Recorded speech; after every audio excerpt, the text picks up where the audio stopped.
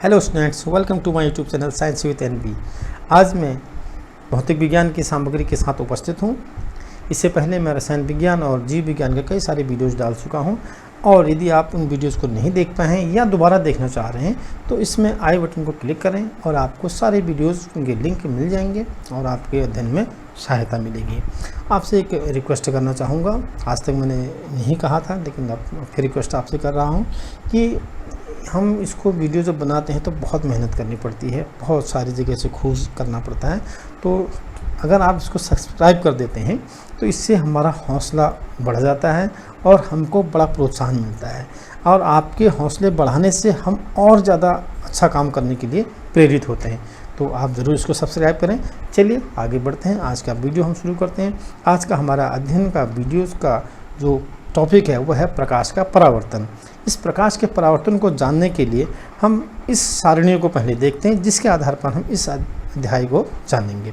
तो आज के हमारे इस भाग के मुख्य बिंदु हैं: प्रकाश क्या है, प्रकाश की किरण क्या है, परावर्तन तथा परावर्तक पृष्ठ, परावर्तन के नियम, समतल दर्पण की अवधारणा, समतल दर्पण से बने प्रतिबिंब की विशेषताएं, पासारो परिवर्तन या पासारो उत्क्रमण, गोलीय दर्पण के प्रकार तथा उपयोग। चलिए वीडियो को आगे बढ़ाते हैं।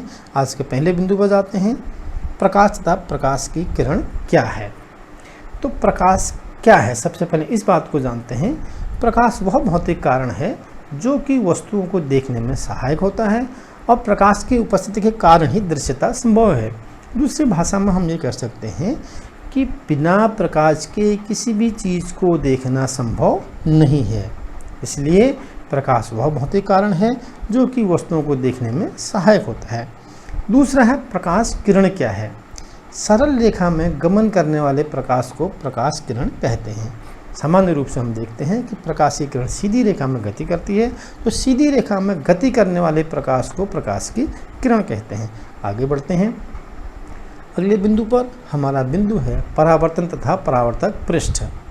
परावर्तन क्या है, सबसे पहले इसको जानते हैं। प्रकाश की किरण के किसी परावर्तक पृष्ठ से टकराने के बाद उसी माध्यम में वापस लौट आने की घटना को प्रकाश का परावर्तन कहते हैं। मीन्स किसी भी ऐसी पृष्ठ पर प्रकाश की किरण टकराती है और वापस उसी मार्ग में वापस हो जाती है, तो उसको हम प्रकाश का परावर्तन कहते हैं। इसका पहला डायग्राम आप देख सकते हैं। इसमें प्रकाश का परावर्तन हो रहा है। एक जगह से आपतित किरण, जो किरण आ रही है, किसी परावर्तक पृष्ठ पर टकरा रही है, उसके बाद परावर्तित होकर के उसी मार्ग में वापस हो जा रही है, उसी माध्यम में वापस हो जा रही है, तो उसको हम देख सकते हैं। इसको हम प्रकाश का परावर्तन कहते हैं। और दूसरा बिंदु हमारा परावर्तक पृष्ठ की हम बात करते हैं, तो कोई भी चमकदार सतह जिस पर प्रकाश किरण टकराने के बाद वापस उसी पृष्ठ पर लौट जाती है, उसी तल में लौट जाती है, उसको हम प्रकाश का परावर्तक पृष्ठ कहते हैं। जैसे समतल दर्पण या गोलीय दर्पण। अब दर्पणों से पहले फिर प्रकाश के जो हम परावर्तक पृष्ठ की हम बात करते हैं, तो कोई भी ऐसा पृष्ठ है, कोई भी ऐसा सरफेस जिस पर प्रकाश टकराता है और वापस लौट जाता है, उसको हम परावर्तक पृष्ठ कहते हैं। ये दो चित्र आपको इसमें दिखाए गए हैं, किरण का आना और वापस जाना। एक वर्किंग डायग्राम है, दूसरा फिक्स डायग्राम है। आगे बढ़ते हैं। परावर्तन के नियम की हम बात करते हैं। तो कोई भी चीज़ हम साइंस में जानते हैं तो किसी न किसी नियम के आधार पर चलती है। तो परावर्तन के भी नियम हैं। परावर्तन के सामान्य रूप से दो नियम हैं। पहला है आपतन कोण तथा परावर्तन कोण सदैव बराबर होते हैं। दूसरा है आपतित किरण अविलंब तथा परावर्तित किरण सदैव एक ही तल में होते हैं। हम पहले डायग्राम को देखते हैं तो इसमें स्पष्ट दिखाया गया है, एक परावर्तक पृष्ठ है, पॉलिश किया हुआ सतह एक तरफ है और दूसरी तरफ से परावर्तक पृष्ठ है। इसमें प्रकाश की किरण को भेजा गया है, जिसको हम आपतित किरण कह रहे हैं, और वह आपतन बिंदु, इसका मध्य बिंदु उसमें टकरा रहा है। उसके बाद परावर्तित होकर के परावर्तित किरण के रूप में वापस उसी माध्यम में जा रहा है, तो इसको हम कहते हैं प्रकाश का परावर्तन। और इसमें दो कोण बन रहे हैं, एक को हम आई से डिनोट कर रहे हैं, दूसरे को आर से। आई मीन्स इंसेंस रे, जिसको हम आपतन किरण कहें, आपतित किरण बोलते हैं, इसको आपतन कोण कहेंगे आई वाले को। और दूसरा कोण होगा हमारा परावर्तन कोण, जिसको हम आर से डिनोट कर रहे हैं। तो दोनों कोण हमेशा क्या होंगे, बराबर होंगे। कब होंगे, जब इस आपतन बिंदु पर हम एक लंब डालते हैं, इस को आधार मानते हुए इसमें दोनों तरफ के कोण जो होंगे बराबर होंगे, I equal to r, angle I equal to angle r. इसके दूसरे वाले डायग्राम में आप देख सकते हैं, इसमें इंसिडेंट रे और रिफ्लेक्टेड रे जो दिखा रहे हैं, जो angle I equal to angle r, इसको आप देख सकते हैं। अब दूसरा बिंदु इसमें है, इसका जो नियम दूसरा है, आपतित किरण, अभिलंब तथा परावर्तित किरण सदैव एक ही तल में होते हैं। ये सारी चीज़ एक ही तरफ को होंगी, आप देख रहे हैं इसमें सारी चीज़ें एक ही तल में होंगी, दूसरे तल पे नहीं जाएंगी, क्योंकि यहाँ पर क्या हो रहा है, परावर्तन हो रहा है। बढ़ते हैं आगे, समतल दर्पण की अवधारणा और उससे बने प्रतिबिंब की विशेषताएं। सीधी सी बात है, समतल दर्पण में कोई चित्र बनता है तो उसमें कुछ न कुछ विशेषताएं होंगी। क्या विशेषताएं हैं, सबसे पहले जानते हैं। समतल दर्पण से बना प्रतिबिंब सदैव आभासी, सीधा तथा आकार में वस्तु के बराबर होता है। इसको पहले डायग्राम में आप देख सकते हैं, सीधा होगा, सबसे पहली बात सीधा होगा, आभासी होगा, आकार में वस्तु के बराबर होगा। वस्तु के बराबर कैसा, जितना आपकी वस्तु है वो तो उतने ही समतल दर्पण में वस्तु उसी की साइज का दिखेगा। दूसरा, प्रतिबिंब में पार्श्व परिवर्तन होता है। पार्श्व परिवर्तन थोड़ा सा आगे भी बढ़ेंगे। पार्श्व परिवर्तन मतलब हम कह सकते हैं कि जो हम दायां भाग देखते हैं अपना, दरअसल वो हमारा बायां भाग होता है जब हम परावर्तन के बाद देखते हैं। इसको थोड़ा सा आगे भी अगले बिंदु में हमारे पास है, इसको आगे बढ़ के फिर क्लियर करेंगे। अगला है, प्रतिबिंब तथा वस्तु दोनों एक ही चाल से गति करते हैं। तो दूसरा डायग्राम आप जो वर्किंग डायग्राम है उसको देख सकते हैं। वस्तु जिसको हम ऑब्जेक्ट कह रहे हैं और प्रतिबिंब जिसको हम इमेज कह रहे हैं, दोनों अगर वस्तु चल रही है तो प्रतिबिंब भी चल रहा है। आप शीशे में भी देख सकते हैं, हाथ हिलाते हैं तो चित्र का जो आपका बनता है उसमें इमेज बनती है शीशे में, वो भी आपका हाथ चलता है तो वो प्रतिबिंब का हाथ भी चलने लगता है। तो अब हम कह सकते हैं प्रतिबिंब तथा वस्तु दोनों पर जो होते हैं एक ही चाल से गति करते हैं। थोड़ा आगे बढ़ते हैं। मैंने पार्श्व परिवर्तन की बात पहले कही, तो उसको पार्श्व परिवर्तन या पार्श्व उत्क्रमण, इसको अंग्रेजी में लेटरल इन्वर्जन कहते हैं। पार्श्व परिवर्तन क्या होता है, इसमें पहले चित्र में आप देख सकते हैं।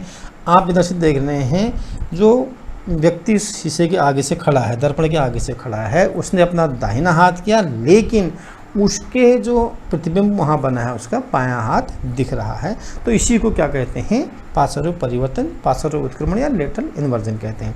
जैसे हम दूसरे चित्र की ओर देखते हैं तो उसमें देख रहे हैं, शीशे में जब एम्बुलेंस लिखा हुआ दिखता है तो इसका मतलब एम्बुलेंस जो पीछे लिखा है वो उल्टा लिखा होगा, तब वो परिवर्तित होकर के आपको दिखता है। या उसका हम आगे का और दूसरा चित्र देखते हैं तो जो हम क वर्ण लिख रहे हैं तो क वहाँ उल्टा दिख रहा है। तो पार्श्व उत्क्रमण की हम परिभाषा की बात करते हैं तो क्या है, जब हम अपना प्रतिबिंब में समतल दर्पण में देखते हैं तो हमारा दायां हाथ प्रतिबिंब में बायां और बायां हाथ प्रतिबिंब में दायां दिखाई देता है। इसी घटना को पार्श्व परिवर्तन या पार्श्व उत्क्रमण और अंग्रेजी में लेटरल इन्वर्जन बोलते हैं। आगे बढ़ते हैं, हम बात करते हैं गोली दर्पण की, जिसको हम स्फेरिकल मिरर कहते हैं। गोली, स्फेरिकल और दर्पण मिरर। तो स्फेरिकल मिरर या गोली दर्पण क्या होते हैं, पहले इसको जानते हैं। ऐसे दर्पण जिनका परावर्तक पृष्ठ गोली हो तथा जिनका एक तल उभरा और दूसरा तल दबा हो और इसमें एक सतह को चांदी या पारे से पॉलिश किया गया हो, उसे हम गोली दर्पण कहते हैं। इस दर्पण के बारे में और आगे भी हम चर्चा करेंगे, लेकिन सबसे पहले हम गोली दर्पण क्या है इसको हम जान रहे हैं। तो दो चित्र यहाँ पर आपके दिखाए गए हैं। इसमें क्या होगा, दोनों को एक जगह हम क्या कह रहे हैं, दर्पण के प्रकार हम बात करेंगे तो उसको आगे वाले बिंदु में हम जानेंगे। तो इसमें दो चित्र आप देख रहे हैं, इसमें गोल जो दिख रहे हैं ये हम इसलिए इसी के आधार पर हम इसको गोली दर्पण कहते हैं। थोड़ा सा ये जो मिरर अलग अलग दिखाए गए हैं, कॉनकेव मिरर और कॉन्वेक्स मिरर, इसके बारे में अगले बिंदु में हम बात करते हैं दर्पण के प्रकार में। तो गोली दर्पण के प्रकार आप अगर देखते हैं तो गोली दर्पणों के दो प्रकार होते हैं। पहला है अवतल दर्पण जिसको हम कॉनकेव मिरर बोल रहे हैं, दूसरा है उत्तल दर्पण जिसको हम कॉन्वेक्स मिरर कहते हैं। इसको अगर हम प्रैक्टिकली जानने के लिए घर पर अगर देखें तो चम्मच आपके अगर कोई नई चम्मच है तो उसके आप बड़े इत्मीनान से देखेंगे तो उसमें दोनों दर्पण हम देख सकते हैं। चम्मच के गहरे भाग को आप देखेंगे तो उसको हम क्या करेंगे, कॉनकेव यानी जिसको हम अवतल दर्पण कहते हैं। तो कॉनकेव मिरर की हमको उसको दिखेगा उसमें। अगर उसको उल्टा करके देखते हैं तो उसमें कॉन्वेक्स दिखेगा। अब इसमें विशेष चीज़ क्या होती है, देखिए पहले अवतल दर्पण को जानते हैं। वह गोली दर्पण जिसका परावर्तक पृष्ठ अंदर की ओर वक्रित हो और बाहरी तल पॉलिश किया हो, अवतल दर्पण कहलाता है। इसके आप डायग्राम में देख सकते हैं, जिसमें छोटी छोटी लाइनें दे रखी हैं, वो पॉलिश किया हुआ भाग है। दूसरा हम उत्तल दर्पण की बात करते हैं तो वह गोली दर्पण जिसका परावर्तक पृष्ठ बाहर की ओर वक्रित हो और अंदर का तल पॉलिश किया हो, उत्तल दर्पण कहलाता है। इस कॉन्वेक्स मिरर और कॉन्केव मिरर में जहाँ पर छोटी छोटी लाइनें दिखाई रखी हैं वो पॉलिश किया हुआ भाग है। इधर चम्मचों के अगर चित्र को आप देखते हैं तो इसमें कॉन्केव और कॉन्वेक्स की हम बात कर रहे हैं, तो कॉन्केव जो होता है वो उल्टा चित्र दिखा रहा है आपको, गहरा भाग है इसलिए उल्टा दिख रहा है, और कॉन्वेक्स में आप देख रहे हैं जो उल्टे चम्मच में आप देख रहे हैं तो वो सीधा चित्र आपको दिखा रहा है।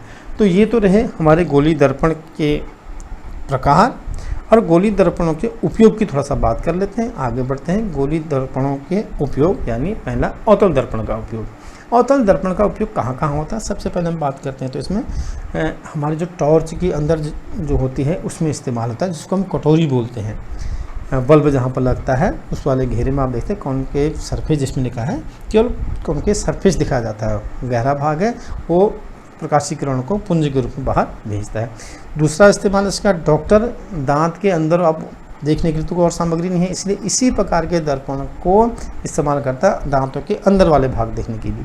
और इसका आजकल आप अपने इर्द गिर्द देखने वाली बात करते हैं तो जो वाहन है उनके जो हेडलाइट जिसको अग्रदीप बोलते हैं उसमें इसका इस्तेमाल होता है प्रकाश को फैलाने के लिए एक पुंज के रूप में।